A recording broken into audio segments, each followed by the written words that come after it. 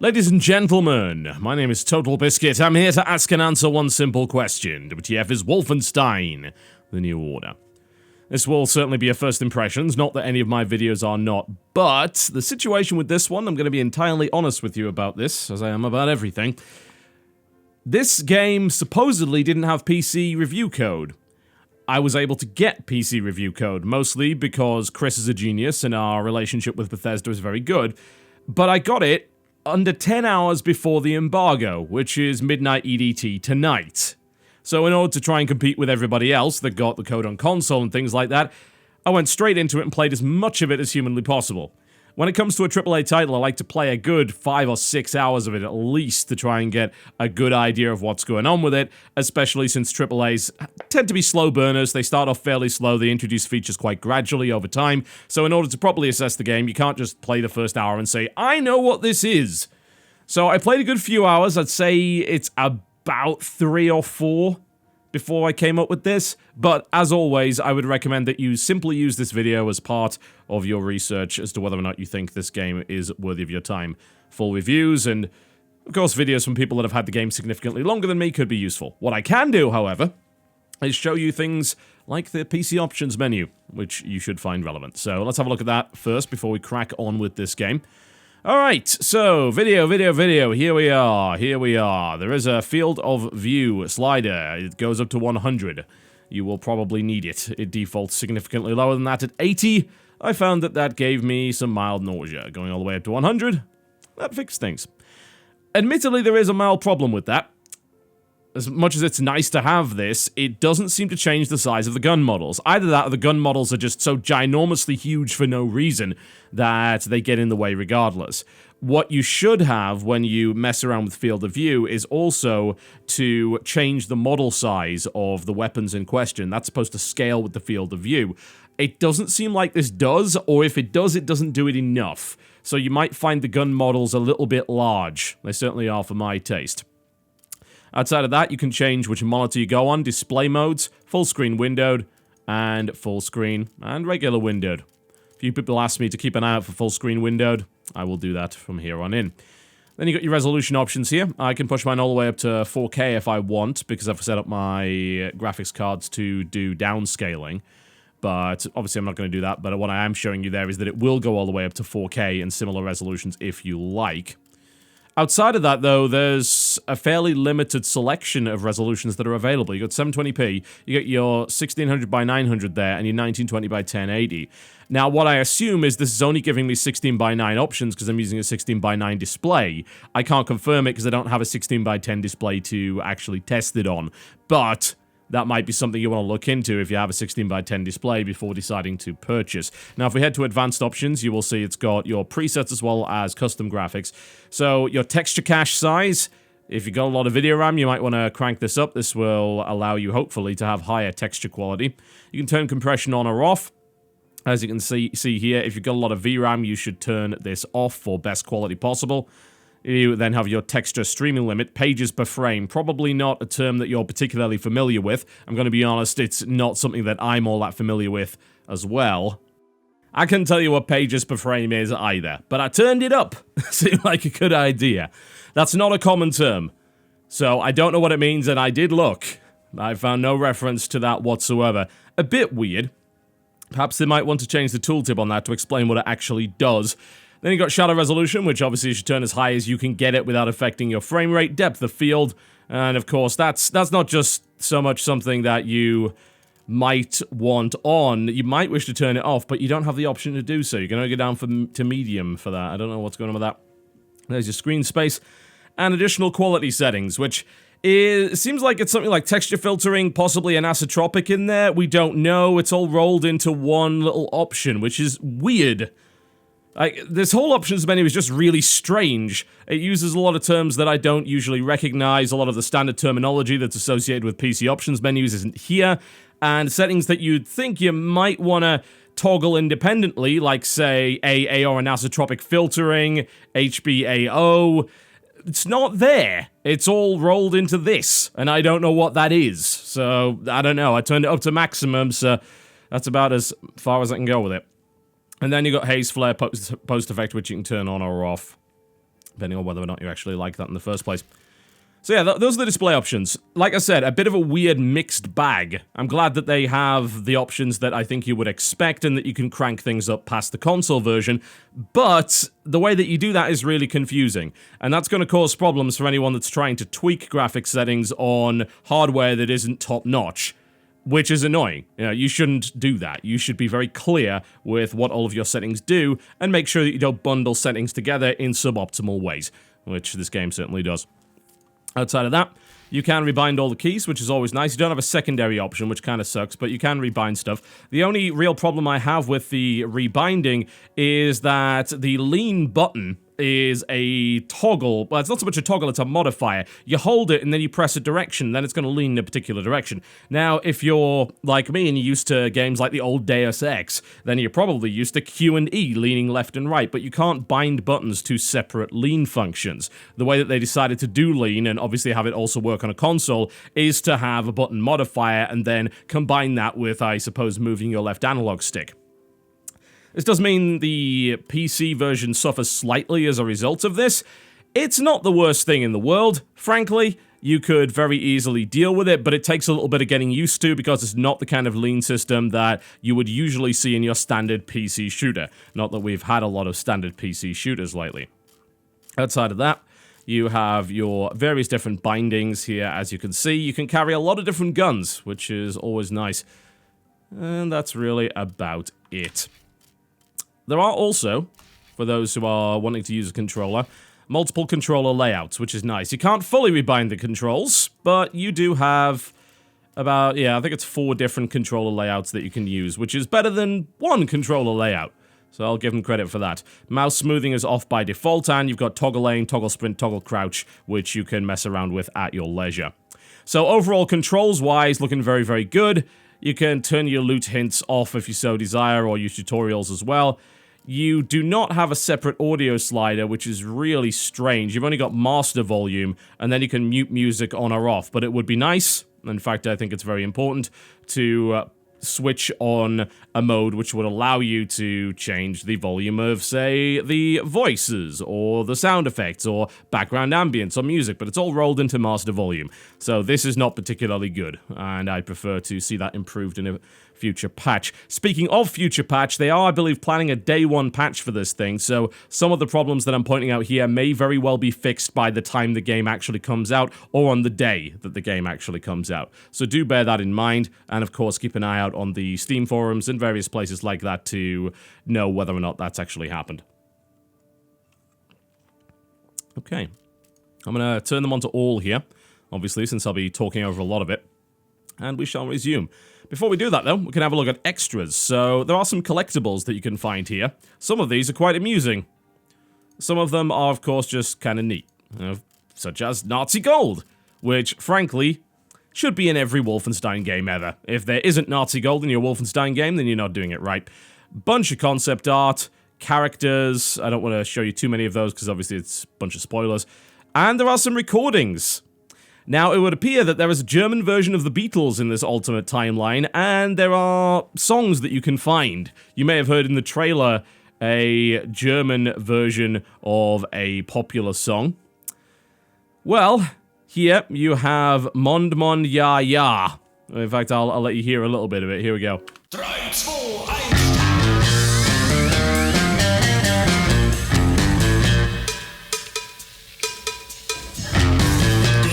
Schaut uns an und wir zurück. Der Mond ist über uns, wird uns gehören. Gestern die Welt und heute der Himmel. Denn uns gehört er und die Freiheit fliegt. Mond, Mond, ja, ja. Vereint wir sind unter dem großen Forscher. Mond, Mond. Indeed. There is, of course, a German version of it's not All Along the Watchtower, actually. It's House of the Rising Sun, which you'll have heard in the trailer, and a bunch of other stuff in there as well. It's pretty cool. Even though this game deals with some fairly heavy subject matter, it does have a sense of humor. So what is Wolfenstein: The New Order? Well, it's by Machinegames. You probably haven't heard of them because they didn't really exist prior to this game.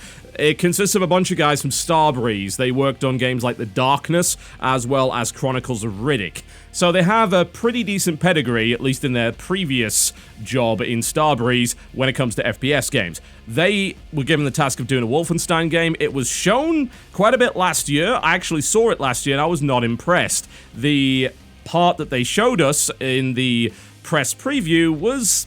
I mean, it sucked. It's as simple as that. It was highly linear. It was very, very Call of Duty-esque, I've got to say, in the sense of, oh, you can't open a door without a little help from your friends. Those kind of problems. Well, as it turns out, they did spend a lot of time reworking the game, and while those sections are still there, they're much, much further apart, and you do get an awful lot of freedom to wander around and be a general badass, which is exactly what you would expect from a Wolfenstein game. As to whether or not there's a lot of occult in it, I haven't seen any of that, but there is a lot of weird alt-future or alt-history technology, as Wolfenstein is in fact set in the 60s when Nazi Germany won the war and is controlling the world via some strange and rather scary technology. So, let's dive in. You might be wondering where the multiplayer option is. It's not. There isn't one.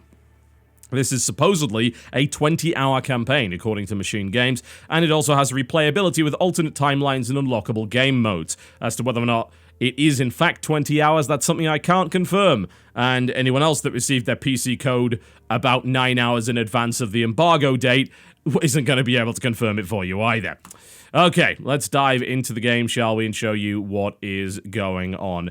There are some rather deliciously old-school mechanics that you will find in this game with a little bit of a modern-day spin on them that I very much approve of. Okay, let's rock and roll. I was talking about the big gun models. Yup.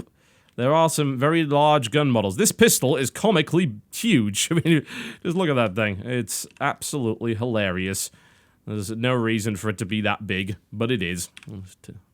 For some reason, they're going to put the silencer on one of the pistols rather than two. So if you want to do stealthy, you probably don't want to be dual wielding. So, welcome to Nazi-controlled London. And things are about to get very, very messy indeed, and that's a robot. Let's get out of the way. The first thing you probably noticed is that I'm dual-wielding assault rifles. This game is silly. Very, very, very, very silly. And that is, please do not misunderstand me, to its benefit. And that's going to explode. There we go. This is an arcadey action game through and through. More so, I feel, than the other titles in the series, even Return to Castle Wolfenstein, and of course then Wolfenstein 2009. No, this is a lot more arcadey and a lot more bombastic than any of those titles, and that's frankly kind of impressive considering that Return to Castle Wolfenstein had things like a Tesla gun and all sorts of nonsense in it. This game is balls to the wall pretty much all the time. It does have a stealth system, and the stealth system is robust, if a little bit basic. You can stab people, and of course you can shoot people with silenced weaponry. Not only that, but you can unlock perks, which make that weaponry just that little bit more effective. There are, in fact, 4 perk trees, which you don't spend points on. If I actually go to the journal, I'll show you how they work. You unlock them by just performing various tasks. It's almost like unlocking them via achievements. So, under the assault perk tree, for instance, I can get Scavenger, perform 3 kills in a row using dual-wield assault rifles without releasing the fire buttons. That's always good. Endurance 2, increase my movement speed. 5 kills within 10 seconds using a detached turret gun. Autopanzer unlocks the ability to receive armor for quick consecutive kills, and so on and so forth. You've got your demolition ones here, and you've got tactical and stealth. And you can unlock all of them without too much of a problem, as long as you fulfill the specific requirements for each. Some of these are a little bit contrived, I've got to say, and it does sort of force you to sometimes do things that you wouldn't usually do.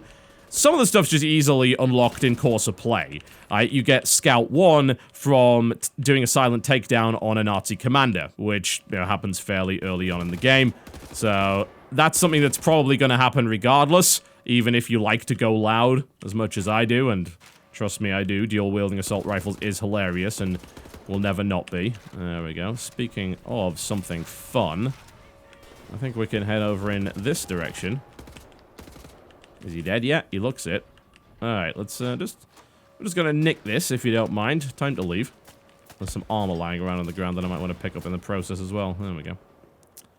Ah, Nazi cafeteria. Interesting. I'm not going to ask what they have on the menu. Outside of the perk system, though, what you've got is a rather strange health system. Something that I haven't seen. And you might be thinking, well, it's just picking up health packs. No, it's not.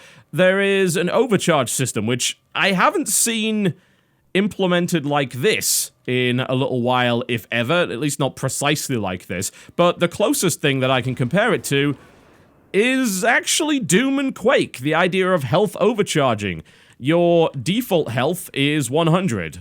In my case, I'm able to pick up health upgrades. I believe that's just because of the timeline that I chose. I don't want to spoil how that happens, but it happens fairly early on in the game. Hello and goodbye. Thank you very much. I'm not sure this got me anywhere, did it? I was sneaking around and now I'm back where I was in the first place. Admittedly, they never saw me coming, did they? Absolutely not. There you go, have some of that. So, once you go over your maximum health, you are able to pick up health items on the floor, and it will say overcharge, and when you pick it up, it will push your health far beyond that limit. In fact, I've had mine up to almost 300 at one point, although it rapidly goes down after that. So, you can't store med packs, and they're not usable items that you can keep in your inventory, but you can pick up health items off the ground and overcharge your health past its maximum. Which means that if you have a lot of health, you can run and gun as much as you damn well please. And this robot is going to have a very bad day. There we go. Is he dead yet? Nope, but he's almost dead. Robots are a bit of a pain in the arse. I know, it's a surprise, isn't it? So, pull out one of my Tesla grenades. That might be enough to deal with it. It's an interesting system. There is some regenerating health in it. Yeah, oh, that's gonna blow up, isn't it? There we go. There is some regenerating health in the game. Not by much. I believe it goes up to 10 health by default on regeneration, and you can upgrade it to go just a little bit higher. So right now, mine regenerates to 20 out of my maximum of 120. But outside of that, you've got to find health items. So it's an interesting little hybrid. That looks fun. Let's give this a bash. Oh, yes, yes, yes. That's what I'm looking for. I think I should probably have slid under there in the first place, but I would have missed out on the marksman's rifle, so I'm glad that I didn't. Going all the way up to the top. Can I slide under it? Probably. There we go. Oh, this is a cool little design for a level, isn't it? This is gonna be interesting. And there's drones. Alright. Good to know. Probably should get a more appropriate weapon. So outside of the health system, and the fact that you can dual wield a good number of different kinds of weapons, it's kind of your standard run-and-gun shooter. But the weird thing is these days that there aren't actually that many standard run-and-gun shooters. This is a shooter that encourages you to go full-on. And obviously you can't take infinite amounts of damage, but you can take a lot of hits. And you can pick up a lot of health items off the floor, so there's no waiting. Now, I have demonstrated many times before my absolute disdain for the modern wait-a-thon shooter, whereby it asks you to wait for your friends to do things for you, it asks you to wait to regenerate your health, it asks you to sit behind cover, waiting for that health to regenerate so that you can go out and fire again, and then rinse and repeat. In this game, they don't ask you to wait for anything. The only thing stopping you from mowing your way through God knows how many Nazis is your ammunition count and your health count, which of course can be just buffed up to ludicrous levels, especially when combined with armor. And you just go for it. And it's joyous. It really is. Absolutely sodding joyous.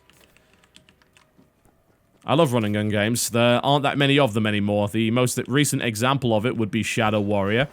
And to some degree, I suppose, Metro, although that's a game that does rely a little bit more on stealth. There's no doubt about that. So, Shadow Warrior is a good comparison, I think. Especially considering that they're both very old franchises indeed. This game channels the spirit of those games. Although, if you are looking for something that perhaps has complex level design with a hell of a lot of exploration, this game does not. It does, however, have levels which are expansive. They do have their corridors, and they are linear in some way, don't get me wrong. But you are able to explore them just a little bit. And there are secrets to find. You can find the Enigma codes, which will allow you to unlock different game modes, which of course give the game significantly more longevity. Oh, is that another shotgun I see? Yes! Yes, it is! Have some of this. Get back here. There you go. Dual-wielding automatic shotguns, because why the hell not? Just delicious. I need to get that scavenger perk. I'm rapidly burning out of ammo, aren't I? Well, you can see the size of this little area right here. It's pretty impressive, and while you've obviously got to get up the stairs, the way that you approach it is kind of up to you. So there aren't that many small areas that you get confined in. There are corridors from time to time, and the levels are reasonably linear, but they have that degree of freedom that just gives you the opportunity to look for hidden things. And there are plenty of hidden things lying around the place, so it is worth looking for secrets, because they do exist, as opposed to other games where they just simply never bothered putting them in the game to begin with. That said, if you're hoping for the really old style, and by that I mean, oh, secrets where you can unlock a really powerful weapon on level 1, or levels which are designed kind of like mazes, where you'll have to find keys in order to progress, and you might be running around the same areas multiple times. Probably not. There are occasionally times when you get kind of turned around, but outside of that, no, not really. You will be heading in the direction that the game is sort of shepherding you in, and if you want to head backwards, more often than not, you're not able to, although sometimes you are. What is nice is the addition of this. This is the laser torch, which allows you to cut through cover, as well as sever chains to open doors, and cut through chain link fences, which more often than not can unlock secret items and pieces of the Enigma code for you, as well as things like ammo and large armor pieces, which are certainly fairly useful. It's perhaps possible that I missed something at the top of the moon there. I think I'm going to have to head back up and see if there was anything in the control room that I didn't press. I thought I just pressed the button, and that was going to unlock something. Yes, there are med packs in the trash can, because why not? There we go. We won't get that fixed up.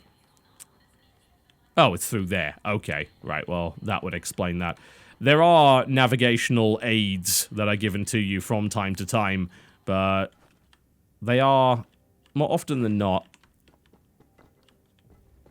completely obvious. They're pretty small. Like, for instance, I've just lost track of it now. I think it was up there. There we go. Game's also got a jump button. Something that is staying out of a lot of modern shooters for no apparent reason whatsoever. Yes, they do trust you with the jump button. How wonderful is that?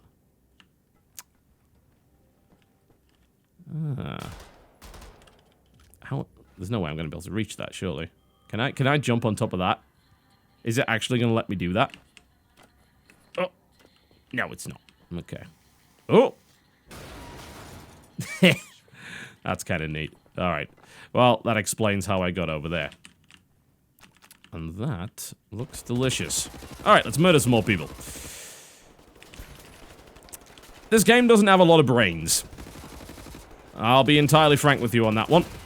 It is about killing Nazis, and lots of them. You are a one-man army.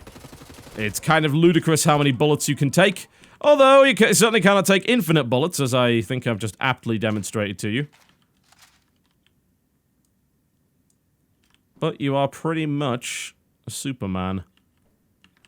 And that's okay. Because there aren't enough games that give you that kind of power fantasy, at least in FPS these days. It's too much squad-based modern military nonsense in this day and age. And I would certainly very much appreciate it if we did have a game where that was not the case. And it turns out, Wolfenstein may very well be that. So how technically competent is it? You're probably not that impressed by the graphical fidelity of the title up to this point. I don't blame you. It's actually not particularly impressive. Texture quality, even when cranked up to absolute maximum, is not amazing by any stretch of the imagination. There are some pretty nice effects. This is not exactly a level that's all that impressive. Some of the outdoor stuff is quite good. Some of the lighting is quite nice, but this is very grey and brown. There's definitely no doubt about that. And you'd kind of be right for criticizing that. Can we make that jump? Yeah, we can. There we go. There we go. Well, this should be interesting. There we go. It looks okay. Yeah, not brilliant, but it looks alright. Is it worth criticizing? Well, it is 2014 after all. I think we're... Do we really need texture quality that looks like this?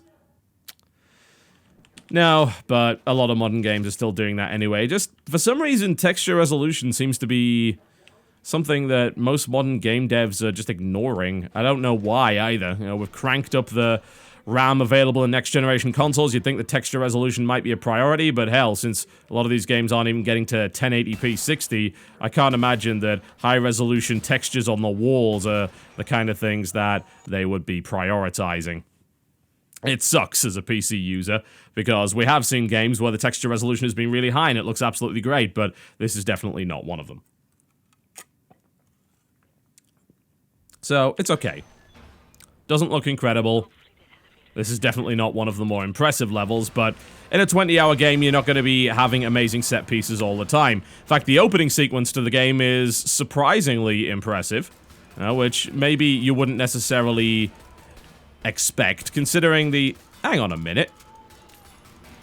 This looks like the same sequence that I just did. This is... What on earth is happening here? Did I kill myself? I thought that was the... I thought that was the way out.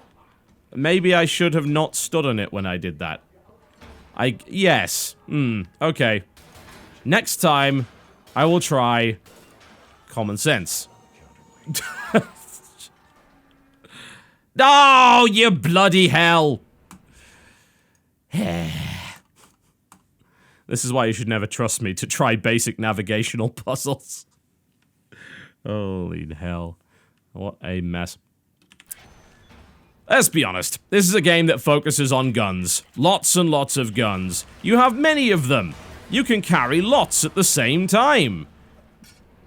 I can even throw some of them away if I like. Look at that. Look at this. This is not all of the guns that are available in the game, but that's a lot of weapons.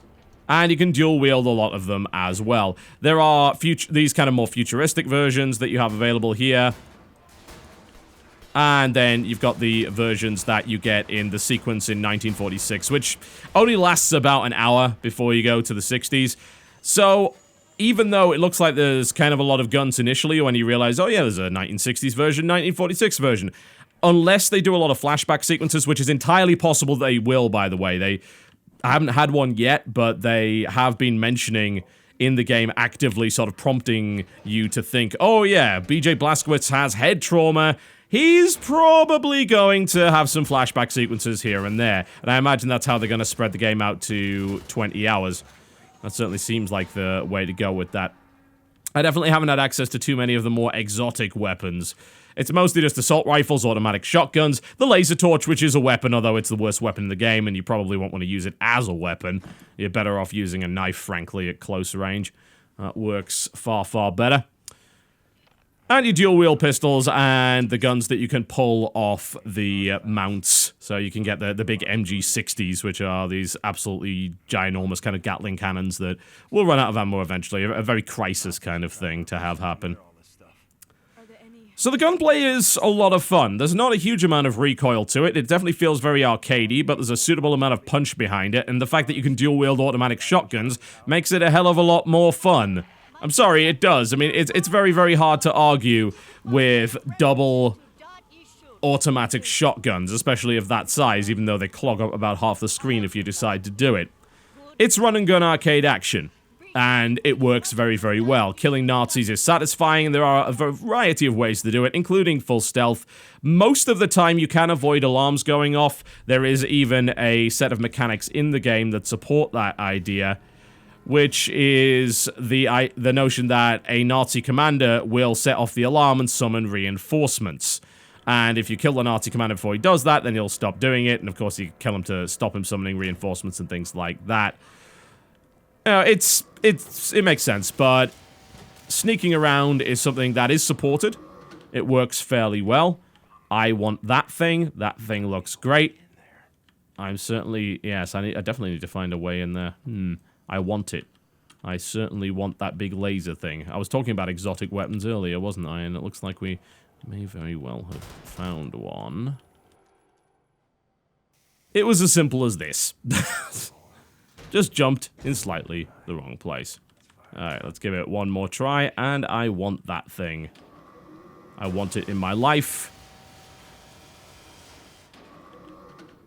Let me in. Yes. There we go. That's what I'm talking about. Hang on, you gotta... I was gonna say, let's dual wield it. Nope. Absolutely not. We're getting rid of this piece of crap. Okay. Now this could be interesting. Cutting mode. See to toggle between shooting and cutting mode. Now that's neat. I very much like the cutting system that the game has. There are certain parts of the game's environment that can be cut through with a laser weapon, and that allows you to do things like create custom cover. Let's not stand on there because we saw exactly what happened last time we tried that. It allows you to do things like create custom cover, and also gives you access to secret areas. And you can melt people's faces off with it, which is also kind of fun. And, you know, this didn't seem like a particularly good idea. Surely there's a ladder somewhere. Oh, it looks like a ladder. There we go. That should do the trick. It's a nice little bit of creativity that they throw into the mess of standard guns and things like that that are available. And I'm going to be honest, I'm slightly disappointed, at least so far anyway, by the selection of guns that I do have available. But if it is a 20-hour game, as they're claiming, they're hardly going to throw the best guns at you within the first few hours. That would defeat the entire point of the exercise. So I don't really blame them for that. If there are great things like flamethrowers and Tesla weaponry that I can get later on, I've already got a Tesla grenade, so I find it unlikely that they won't have some kind of lightning gun in this game. Then I imagine I'll get them later. Now, let's talk about performance. Does it run well? Yeah, for the most part it does. On maximum, it gives me 60 frames per second almost all the time. There are a couple of minor areas where you'll see a little bit of frame drop. Most of that... Oh, I think they noticed me. Alright, let's cut out some cover for myself, shall we? There we go. Now, that's neat. That's a neat idea. I haven't seen that in the game before. But I've got myself just a little piece of cover that I'll be able to exploit and be a sneaky little bastard with. Alternatively, I could just go balls to the wall and murder them. That can work too. There you go, have some of that. That's what we like to see. What I've noticed is the game seems to have some minor performance problems next to parts of the map that can be deformed with the laser weapons. There seems to be a minor frame rate drop surrounding those. That, I imagine, is some kind of bug. They could probably fix that. It's not a huge concern. Outside of that, the game just runs rock solid 60 pretty much all the time. Doesn't go up to 120. Don't know what's up with that. There doesn't seem to be a way to go for full-on 120 hertz. It is locked to 60 frames per second. I don't know why. I would love to tell you, but I absolutely cannot explain why that is the case. Is it dead yet? I bloody well hope so. I'm running out of guns. Okay, that works fairly well. Nice to know. There's another one. There we go. And we'll just steal all the armor. I love the fact you just pull random pieces of the robot together. It's like, hey, I just hastily assemble myself some sort of Nazi super armor. That's just wonderful, isn't it? Alright. You know, I think there's a good way of dealing with him, and that's to add a second shotgun to the mix. Let's frickin' do it! Yes! That is a good way to kill Nazi robots. Absolutely. Just wonderful. Ooh, this looks pretty. Can I have it? I hope so. Yes, there we go. So yeah, runs fine. PC version's fine. Frame rate is fine. The field of view goes to pretty much where you would expect it to, which is always nice. But like I said, the gun models are a little bit too big. Anyway, what is there to say about Wolfenstein, really? What was the promise of it? What were you hoping for out of a Wolfenstein game? I'm hoping that you are looking for a bit of castle exploration, which you certainly do get. Lots of Nazi killing, some weirdness. Yep, there's plenty of that. In this case, they've replaced the occult with some strange alt history technological advancements, which I do approve of. You know, I am pretty much done with Nazi zombies. That is cliche now. Wolfenstein may have invented it, but I'm done with Nazi zombies now. I've had quite enough of it. So I'm glad that we now have Nazi robots and Nazi mecha dogs and things like that. That works well for me. And what it's given me is a really satisfying solid shooter with old school sensibilities. And that didn't have any ammo left, and I probably should have realized that in the first place. Let's shoot it with this thing. Let's not. That's rubbish. I must have guns on something. Oh, there we go. That's got bullets. Alternatively, I could just stab him in the neck. That works just as well. And I think we can recharge our laser here, so... Our laser Kraftwerk is going to be having a wonderful ride on the Autobahn very shortly. That's what we like to see. It's an arcade shooter through and through. This is a railgun. Huh. It's a Wolfenstein game through and through. It's a good Wolfenstein game through and through.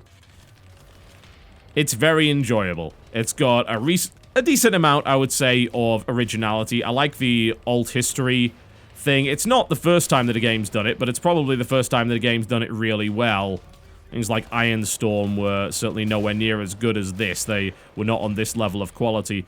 And it's interesting to see Bethesda kind of taking a risk on a single-player-only FPS. You know, there is no multiplayer mode, as I mentioned. This is a single-player campaign, and that's it. There's not even any co-op or anything like that.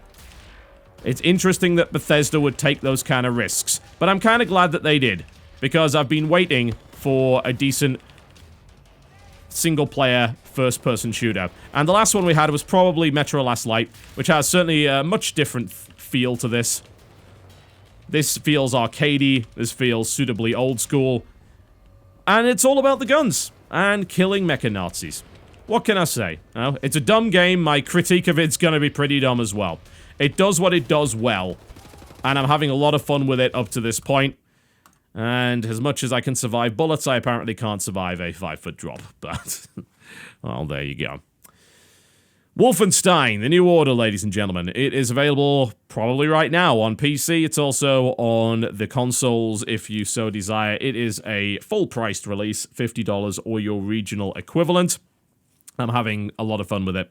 If you're into your fairly brainless single-player first-person shooters, this game has got that in spades. Lots and lots and lots of it. And it's highly enjoyable, I have to say.